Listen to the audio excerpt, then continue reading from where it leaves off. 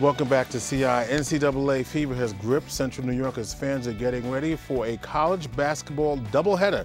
We're joined by Tracey Kegebein from the Syracuse Convention and Visitors Bureau. Also joining us is Jeff Kramer. He's a humor columnist for the Post-Standard, and Danica, Bryant, also from the Syracuse Convention and Visitors Bureau. And we're finding out what this all means because it's a big, you know, we don't want to, we're making fun with Jeff, and we'll have some more fun with Jeff Kramer in just a few moments. But Tracey, this is a big deal for Central New York, an opportunity to showcase. You get national exposure. It's good for the teams. It's really good for the city. But how does the city make sure that you get the Kentucky person back, the Washington State person back, or the West Virginia person back outside of a sporting event, that they'll come during the summer and take a wine tour or some other amenity, the fishing? In fact, my uncle is looking. I got to talk to you about this. He wants to go fishing up at up in Oswego County. But you know, I know you're all partners, right? Yeah, absolutely. But so how do you get them to come back?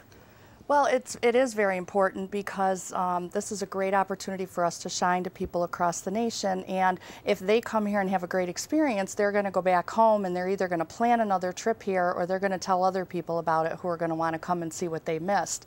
So we really have to take every opportunity from the moment they enter this community to the moment they go home to make sure that we shine. We have volunteers out at the airport with popcorn machines, and we had several of the team players' moms coming through yesterday and stopping for popcorn and asking what was going on in the area. That's been very well received. We have people down in Armory Square all over in orange jackets as we speak, visiting with the fans, offering them complimentary shuttle through the connective corridor from the Armory Square area up to the Dome and back again, hoping that they'll stay in Armory Square a little bit, have something to eat, go to some of the shops, go up and see the games, and then come back down again and take advantage of the area. We have welcome banners all over the community, hospitality tables in our hotels throughout, and we'll have volunteers up at the Dome tonight. If nothing else, we're welcoming them here. We're letting them know that we appreciate it, that we are very hospitable in our community, and that we, you know, would like to have them back again. And you were going to say, Danica? Oh, we definitely roll out the orange carpet for everyone, making sure they have a great first impression.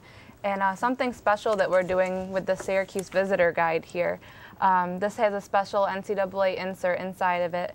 And inside you'll find this promotion here about texting, which is pretty cool. People can text the word DOME to 24587, and then they're signed up to receive constant, well, not constant, but every 2 to 3 hour text messages from the Syracuse Convention and Visitors Bureau. Just during the tournament? Or? Yep, during the tournament. Okay. So started yesterday and will probably run through the end of Saturday. Like today it started off with the weather, bring your sunglasses, and then different things. There will be films playing at the Most, so we're saying, you know, an hour beforehand, don't forget to go to the Most and watch this IMAX film. So just keeping people in the loop about all the fun things to see and do in Syracuse. And these visitors guys are all over the place. Yeah, they are all over the place. All right, now one of the things that we've had to, there was a headline in the Post-Standard this week about you can say this, you can't say that. We went on the street to find out how some of the businesses reacted to some of those restrictions and whether or not they thought it was too restrictive. We're busy, we're always busy, and we expect to be extremely busy tonight. We'll probably have to block the door off, it'll be so busy. We're doing okay. Well, we have the licensing for all the team shirts and the NCAA, so we have the licensing. So we're doing okay with it. So two good examples. I know Varsity at first was concerned because they couldn't even put out a banner, but obviously Varsity, the iconic pizza store on the campus. So what about having to work around all of the NCAA restrictions, not being able to say certain things, even to welcome the NCAA's Kentucky team? You can't even say that because that's against the rules. But it seems that some of the businesses have worked around that. Absolutely. You know, we've had a long time to educate everyone. The NCAA has sent us what the restrictions are, and we've been able to you can't even have a party. Can't make money on a party based on the games, right.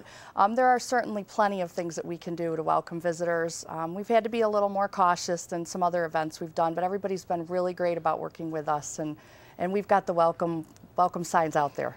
All right, let me ask you, Jeff. You have wrote a column. There's a special insert in the Post-Standard today So I asked you to come up with, for people who might be watching before the game, what your top 10 list of things to do. They're all nervous over here. No, what would you say for people who, from your perspective, Mr. I do have a list. And why is Jeff in all this, if you're just joining us? Because he's preparing for the snow that perhaps, or the 20-degree weather or whatever for tomorrow. I'm preparing for summer. There you are. All right. I don't know if I have exactly 10 here because I've never been good with numbers, which is why I went into journalism. Okay.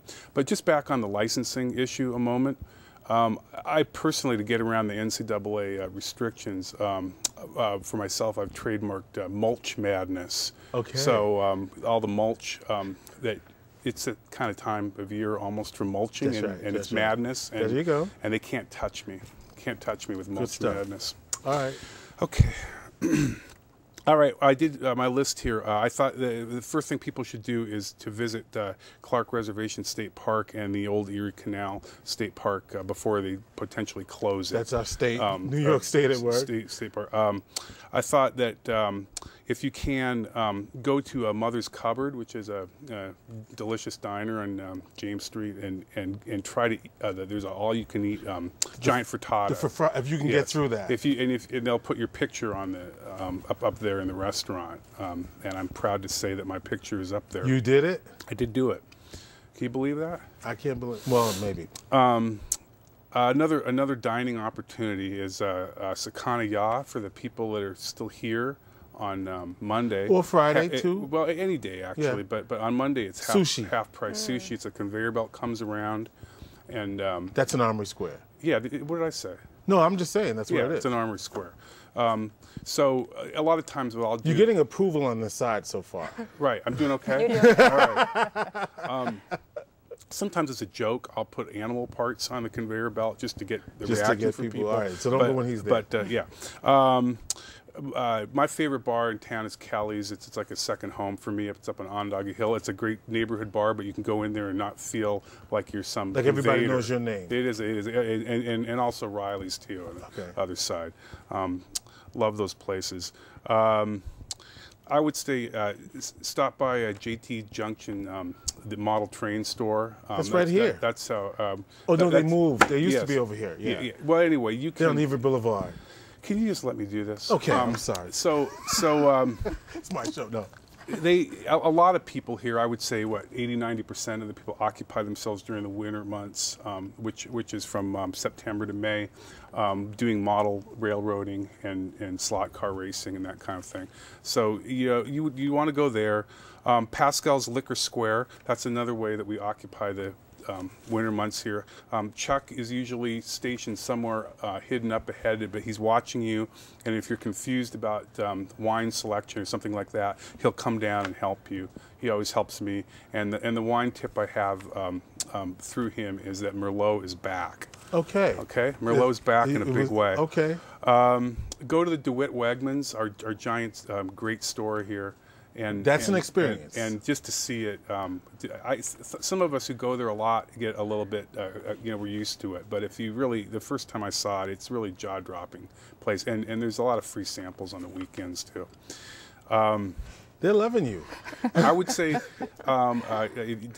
get up to Skinny Atlas and beautiful little town. You don't necessarily have to mention my name. That probably won't help you up there. But you can go up there, and I would say Syracuse Auto Color.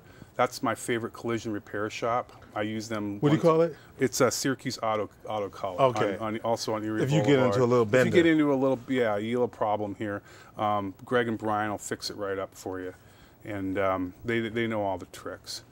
And then finally, I would say give blood. That's one of the things I do to contribute and to. I just like the idea of just